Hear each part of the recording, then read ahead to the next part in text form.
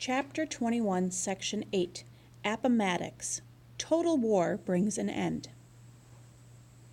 During the first years of the war, Lincoln had searched for a commander who was willing to fight the Confederates.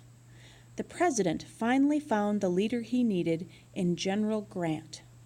He made Grant commander of the Union forces in March 1864, after 3 years or more of fighting.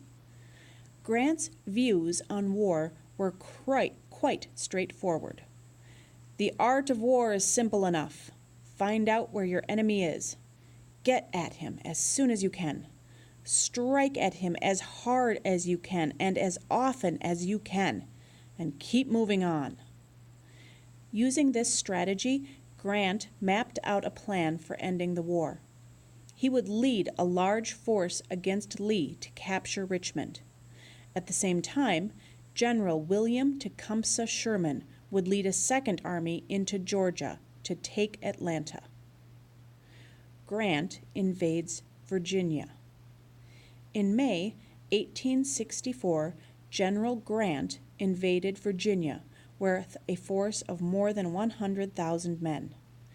They met Lee's army of 60,000 in a dense forest known as the Wilderness. In 2 days of fierce fighting, Grant lost 18,000 men. Still, Grant would not retreat. "I propose to fight it out along this line," he said, "if it takes all summer." He followed Lee's army to Cold Harbor, Virginia, where he lost 7,000 men in 15 minutes of fighting. By the time the two forces reached Petersburg, a railroad center 20 miles south of Richmond, Grant's losses almost equaled Lee's entire army. But he was able to reinforce his army with fresh troops. Lee, who had also suffered heavy losses, could not.